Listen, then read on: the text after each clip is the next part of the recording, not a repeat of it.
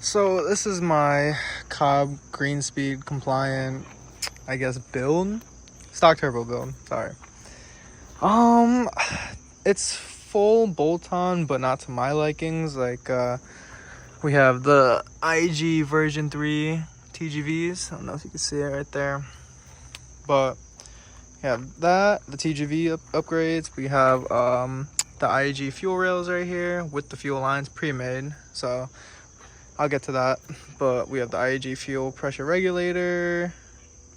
No, that's the Aeromotive A1000 fuel pressure regulator. Sorry. We have a Perrin top mount intercooler with speed density. Yep. Tial blow-off valve. Cobb 4-bar map sensor.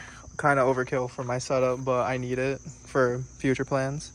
A Cobb Redline SF intake. Killer B 3-inch turbo inlet right here.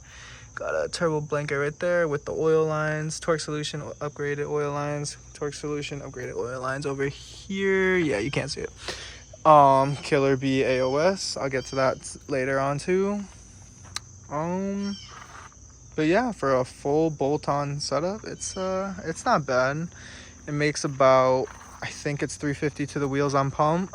I'll probably try to go on the dyno a little this month or maybe beginning of next month, because I'm gonna get retuned. I'm actually leaving Greenspeed. Can't really say how, but we're deleting the secondary air pump, TGV deletes, the I forgot I think they're called EGRs, like those two big bulky things that are under the intake manifold. I'm gonna do a Torque Solution top intake manifold. Sorry, couldn't get the word. And yeah, we're gonna shoot for like 400 horsepower on E probably. I'm gonna get a flex fuel kit and I forgot the company, X clutch twin disc. Little overkill again, but still, I have bigger plans for this car. Night Motorsport or NMS billet valve covers. Those are gonna be awesome. That has a built-in AOS in it. I have so much blow by with the setup. I'm pretty sure the stock turbo is failing, but won't know for sure. But so far, this is it. It's not bad, you know. It's just not up to my liking. Like Greenspeed, low-key, even though I've never done it without Greenspeed, because this is the first time I'm modifying my car. I had so many chances to do it, and then Greenspeed came out, and then so many things happened. The car blew up by itself. Not stock-ish, but, you know, Cobb OTS tune. But I just, you know, Greenspeed, it's low-key stopping me from doing a bunch of stuff. Oh, I have a MAP gesi downpipe, but yeah, check engine light for many Greenspeed owners.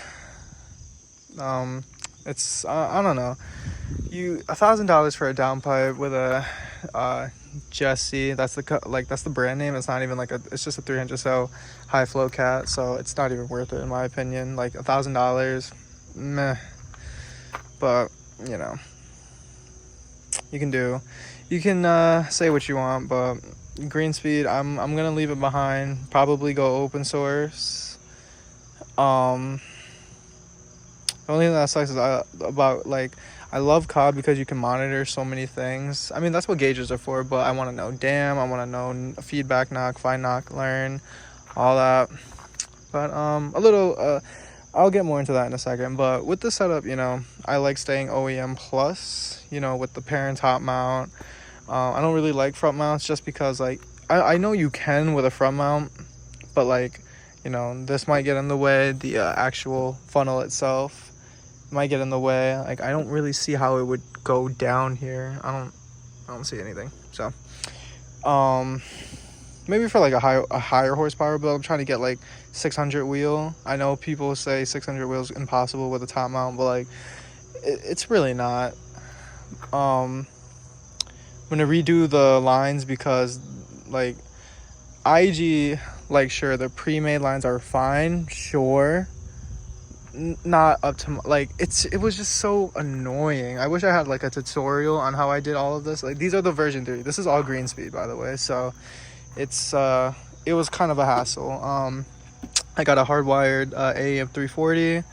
Everything you can think of that's full bolt on for this, it's on here. Just not flex fuel, next gen flex fuel. I still have to figure out with my tuner if and when I go open source. It's like I want to delete, like there's just too much going on in this bay, you know. I'm more about the clean and simple look. I know it can be done, but it's also about maintenance for me. The maintenance aspect, it's since I deleted a bunch of stuff like brackets, a bunch of like the turbo brackets. I have a different turbo expansion tank right here. I moved the coolant reservoir, the expansion tank right here, the overflow actually, to this. This was actually a really nice piece to buy, the Cobb relocation kit. It's actually really nice. I always have my doubts, but it's actually pretty nice, especially when you have a ginormous CSF radiator. With the overflow, it doesn't work. I mean, it works, but for maintenance, no.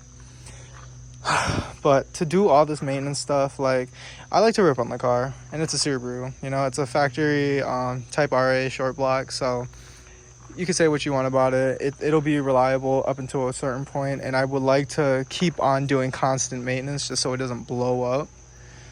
But like look at all this mess back here. Like, you got the fuel lines right here, you got like the valve cover, like for the AOS, like the actual PCV lines right here.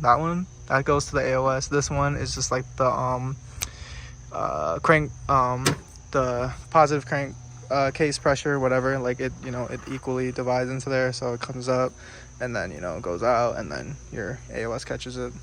But that's what the NMS billet valve covers are for. This whole thing it was fun to do, but I really want to delete half of the emission stuff just for maintenance and clean a bunch of the wiring. And it's annoying. Like, there's too much in the bay going on. Like, right here, I try my best. Everything's zip tied right there, but it's still ugly. Like, it's bad. So, like, from a bystander standpoint, like from far away, just looking at it, it looks great. But I want to do more, and I'm trying to do a stock turbo build. Because I would like to compete in grid life or do track events, and there's certain classes that won't let you do this and that, and I'm not just gonna jump into a 600 wheel or 550 or 500 450 wheel horsepower car, wheel horsepower car, and then just send it. Like, that's how you die. So instead, I'm gonna redo everything. Probably sell a bunch of stuff like the fuel lines. Probably give it to my buddy who's rebuilding his car. Just do a bunch of stuff over. Is Greenspeed worth it if you stay with a stock downpipe? In my opinion, this is my opinion. Like, everyone's done it. Like, I know there's 700 wheel Greenspeed stuff. Like, there's so many ways, defowlers, all that. Like, I just don't have the resources to do that. Not money. Like the tuners itself, like, I only get e-tune, and a bunch of people don't tune open source around me, I guess, but everywhere else, high horsepower STIs, they have it. They all have their connections and stuff. I don't have the resources to do that, and I'm not spending $1,000 on a downpipe. I'll spend $1,000 on anything else. Like, that intercooler was $850. Was it worth it? In my opinion, yes. But like, there's just so many things I would do that I could do without Greenspeed. Definitely emission stuff right here, more space. I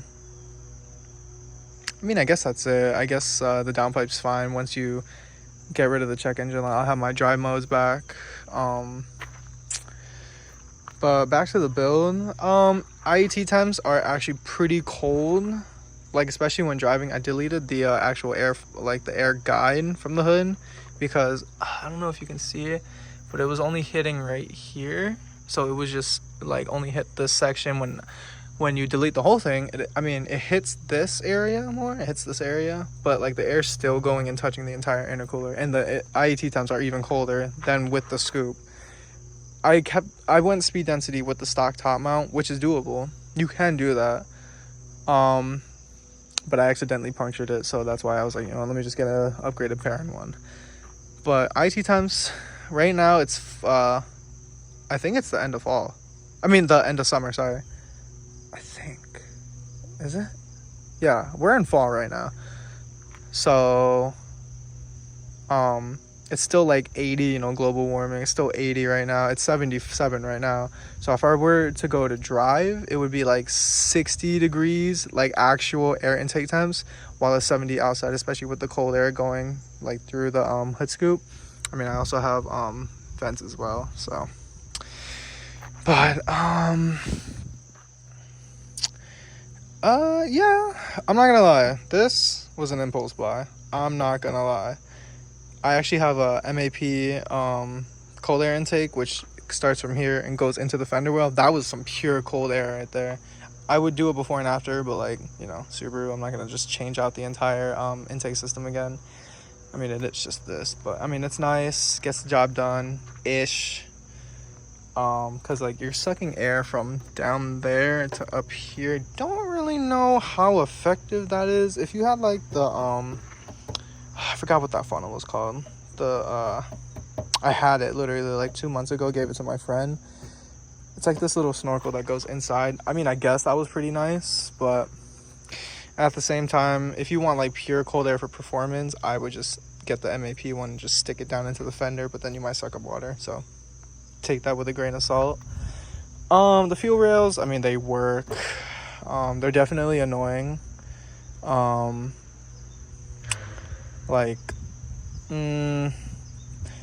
They were just tight, you know, and tightening them like right there, if you can see it, it goes right there. This is the fuel line. So tightening that and tightening those was definitely hell.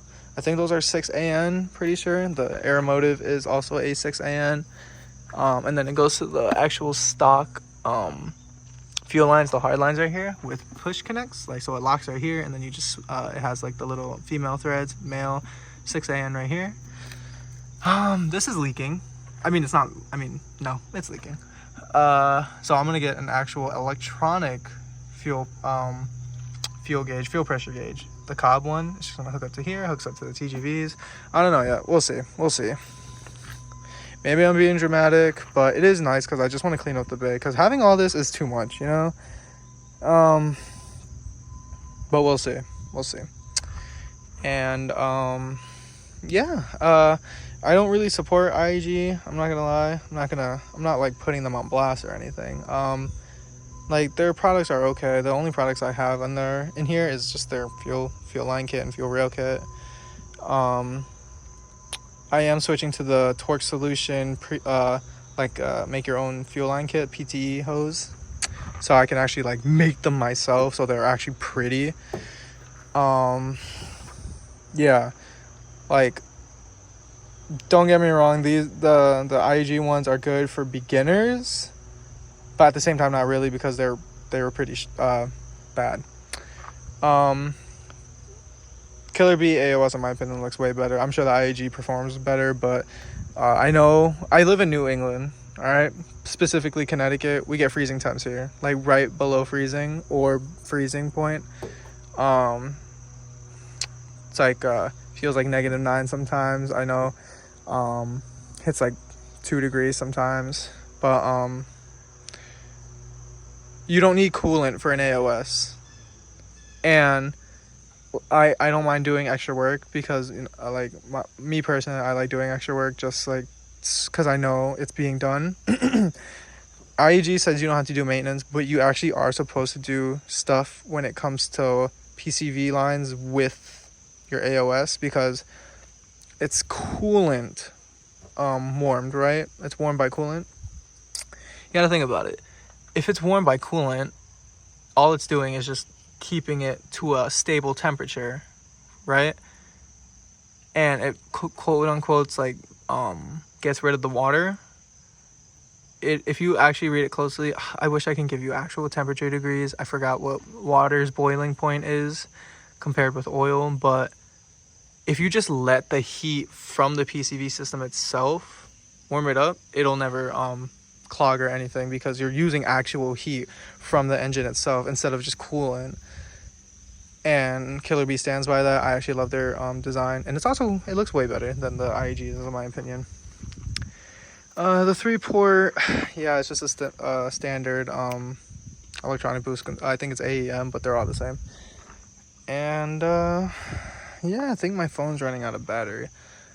But I'm gonna keep uploading videos about Greenspeed and what direction I'm taking with this car. Her name is Vixen. But yeah.